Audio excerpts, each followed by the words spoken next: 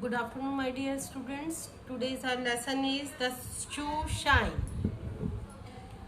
ये छोटी सी स्टोरी है। जो नरेटर है उसके पास कोई जॉब नहीं है, ठीक है। वो जॉब ढूंढने के लिए दिल्ली आता है। समरी क्या है इसकी लेसन की? The narrator was searching a job in Delhi but he could not have found any job till then. मतलब वो दिल्ली में आता है जॉब ढूंढने के लिए, लेकिन उसको अभी तक कोई भी नौकरी नहीं मिली है। One day he was standing outside the tea house in north circus. एक दिन क्या होता है कि वो नॉर्थ सर्कस में एक टी हाउस के पास खड़ा होता है। देयर ही मेट शोभन लाल। वहाँ पर एक लड़का उसको दिखाई देता है, वहाँ वो मिलता है। उसका नाम होता है लड़के का शोभन लाल। वो शू शाइन करता है, मतलब जूते पॉलिश करने वाला होता है। वो आपस में दोनों बातचीत करते हैं। वो कहता है कि आप अपने शूज़ मेरे से पॉलिश करा लो। तो वो कहता है कि नहीं भाई, मेरे पास तो इतने पैसे नहीं है, मैं इतने पैसे कहाँ से लाऊंगा, मैं तो खुद ही यहाँ जॉब ढूंढने के लिए आया हूँ। तो उसने कहा कि अच्छा कोई बात नहीं, आप अगर आपके जूते चमकते हुए नहीं होंगे तो तुम्हें कोई नौकरी भी नहीं देगा, जॉब नहीं मिलेगा आपको। तो उसने कहा कि ठीक है, गंदे जूतों के साथ कोई भी आपको नौकरी नहीं देगा। अब क्या हुआ, उसने पूछा कि आप दिल्ली में रहते हैं? तो उसने कहा नहीं, मैं दिल्ली में नहीं रहता, और मैं यहाँ पर कहाँ से आया हूँ, कलकत्ता से आया हूँ, कैलकटा से आया हूँ, और मैं अपने जूते पॉलिश नहीं करवाना चाहता। और ऐसे करके उन्होंने आपस में एक दूसरे से बात की। तो अब जब वो बात करते करते उसने पूछा कि भाई तुम इस काम में कितने पैसे कमा लेते हो? उसने कहा मैं 3-4 रुपये रोज़ कमा लेता हूँ, और महीने के मेरे पास जो है 200, 250, 150 रुपया हो जाता है। तो जो डायरेक्टर होता है वो बड़ा आश्चर्यचकित होता है। वो कहता है कि जब वो दोनों आपस में बातचीत करते हैं, then he met Shobhanlal the shoe shine boy and realise that he made more money than a government servant. वो रियलाइज़ करता है, अरे वाह, इस काम में तो जो है एक जो सरकारी नौकरी से भी ज़्यादा ये पैसे कमाता है शू शाइन के अंदर।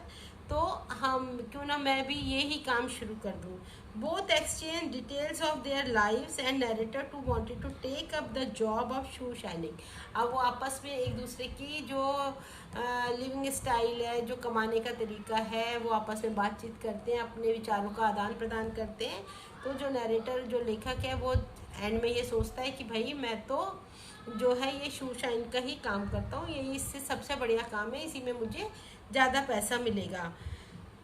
शोभन लाल प्रॉमिस टू हेल्प हिम। और जो शोभन लाल लड़का जो होता है शू शाइन करने वाला, उसको प्रॉमिस करता है ठीक है, मैं तुमको ज़रूर इसमें हेल्प करूँगा, और अपनी जो मेरी यूनियन बनी हुई है उसके मेंबर्स से भी आपको ज़रूर मिलाऊंगा। He said the narrator to talk about his job to the union. वो कहता है कि मैं अपनी यूनियन के साथ आपकी इस जॉब के लिए बातचीत करूँगा, और अवश्य ही आपको मैं ये काम दिलवा दूंगा। The narrator was accepted in to the union. अब क्या होता है, वो शाम को फिर वो जैसे वो कहता है भाई अब तो मेरा शो ख़त्म होने वाला है, और अब सब मेरा काम शुरू हो जाएगा, अब तुम मुझे रात को 11 बजे मिलना। तो वो नरेटर जो है ऐसी सड़कों पर घूमता रहता है, देखता रहता है क्या करूँ कैसे करूँ। फिर वो 11 बजे पहुँचता है तो वो वहाँ पर 10-15 लोग और भी इकट्ठे हो जाते हैं। अब क्या होता है, उनमें आपस में कुछ कुछ बातें होती हैं, लेकिन वो समझ नहीं पाता। तो जो शोभन लाल जो है वो उसको ट्रांसलेट करके बताता है कि हमारी यूनियन में कुछ समस्या चल रही है, और हमें कुछ ऐसा बंदा चाहिए जिसको कुछ इंग्लिश लिखना पढ़ना आता हो, और जिससे कि जो हमारे वो कॉरेस्पॉन्डेंस कर सके। तो फिर the narrator was accepted in to the union because of his knowledge of English. तो जो ये नरेटर होता है ये पढ़ा लिखा होता है। वो कहता है भाई मैं आपकी कॉरेस्पॉन्डेंस का काम मैं संभाल लूँगा, आप मुझे अपनी यूनियन में शामिल कर लो। तो जो ये शू शाइन वालों की यूनियन होती है उसमें वो उसको अपने शामिल कर लेते हैं। It would have come in handy for their correspondence with the authorities. और वो अपने हाथ में ले लेता है, उनका जो काम होता है, जो लिखने पढ़ने का काम होता है उसका, जो यूनियन का, वो अपने हाथ में ले लेता है और उसका मेंबर बन जाता है, और तब से वो शू शाइन का काम में लग जाता है। तो ये है, इसमें डिफ़िकल्ट वर्ड्स हैं। Idly, in an idle manner, wondered, अचंभित होना, सरप्राइज। और फिर है पजल, पहेली। सीज, पकड़ना, कैच करना। शिवर, ट्रेम्बल, कांपना। हेसिस्टेंसी, इन इंश्योर मैनर, हड़बड़ाकर। Pavement, aside the road. Pavement मतलब सड़क के किनारे, पेमेंट। परस्यूडिंग, कन्विंसिंग।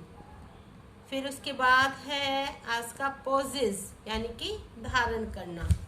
उसके बाद आपका आ जाता है अचीव्ड। अचीव्ड मतलब गेन, प्राप्त करना। डेजर्टेड, सुनसान। वेविंग, मूविंग इन एयर, हवा में हिलाना। Dialect, the form of language peculiar to a district, मतलब एक अपनी प्रांतीय भाषा में बोलना। रिफ्यूज, मना कर देना।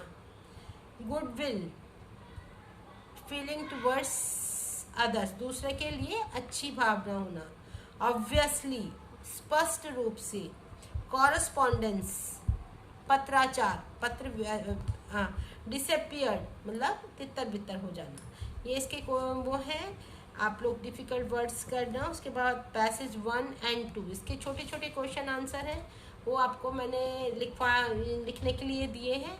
स्टोरी आपको सब समझ में आ ही गई है। Who was standing outside the tea house in Connaught Circus, narrator था।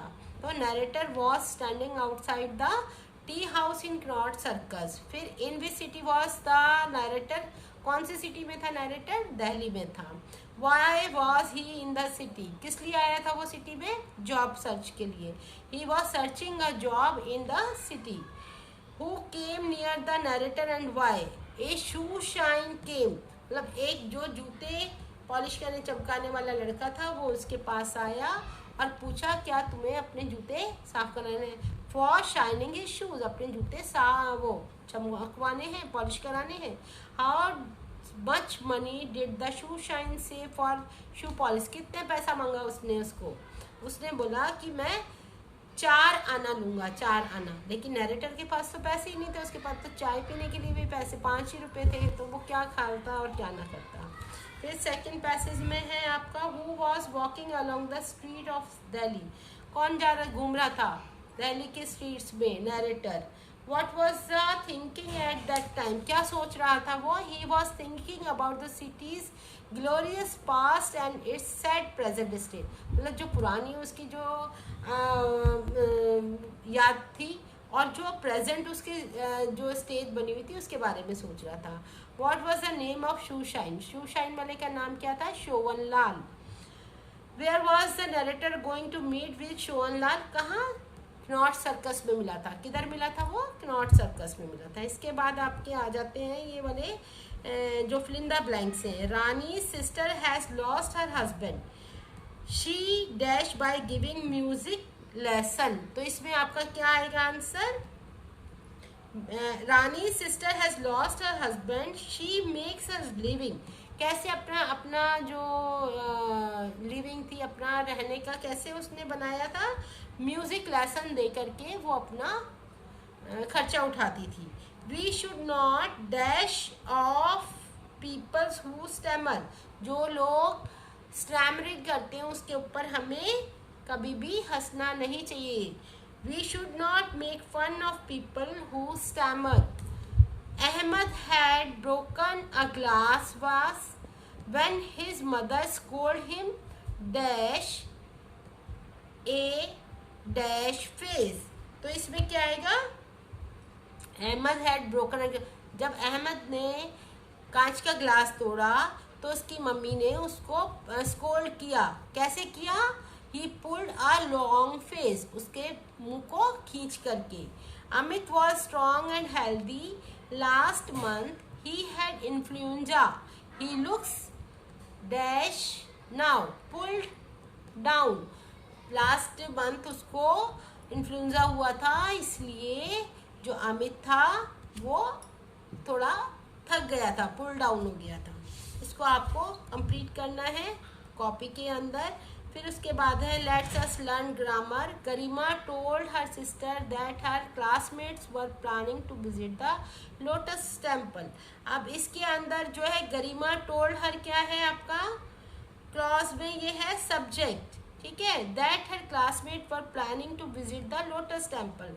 ये क्या हो गया इसका वर्ब, वर्ब इसमें से आपको जो है ये सब्जेक्ट और वर्ब अलग अलग करने हैं।